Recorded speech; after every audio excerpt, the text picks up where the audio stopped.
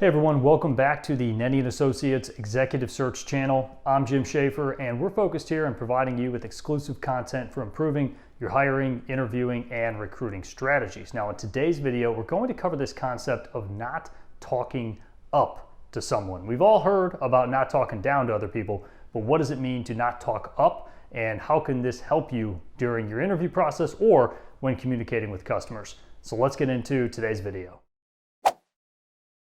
Chances are you've gone through your life, you've heard somebody give you advice that, hey, you shouldn't talk down to other people. You should be kind to people that may be below you in some sort of social status or in the hierarchy within an organization.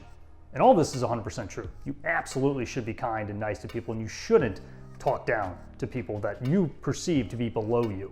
Now, how often, or when was the last time that you heard, hey, you shouldn't talk up to other people either? Well, what does this mean? That's what I want to get into here and unpack, and I wanted to start with a scenario that we're working with a candidate who was going through the interview process and had very good intentions about being respectful, having prompt follow-up, but the entire time throughout the interview process, through the follow-up, this individual was always positioning himself, I think unintentionally, positioning himself as one or two layers below the hiring manager. Always looking at it like a sir and a mister, and looking at the situation like he needed to be super formal, he needed to be super respectful, which he was.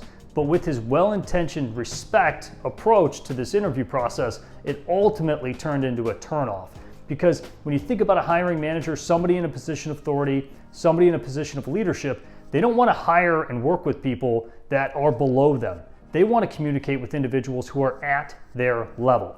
Now, the hierarchy within the organization, yes, there's going to be structure, there's going to be leadership, there's going to be executives, and there's going to be individual contributors. But at the same time, the individual contributors need to be able to communicate at the same level and position themselves at the same level as the hiring managers. Because ultimately, individuals who are in a position of authority want to communicate with people who communicate like them. So what's the takeaway from all this?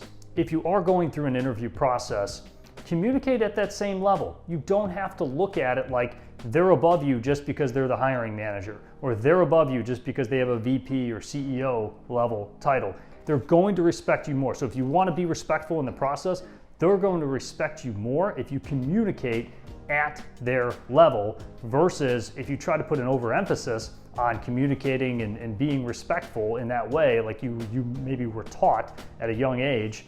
That ultimately is going to have the adverse effect of what your intention was. So as we bring this all the way back around, don't hear me say, hey, you shouldn't be respectful, you shouldn't be kind through an interview process. That's not what I'm saying at all. So next time you're about to send that follow-up email or go into an interview, always position yourself like, hey, I should be at equal business stature to this individual, and see how that one turns out for you.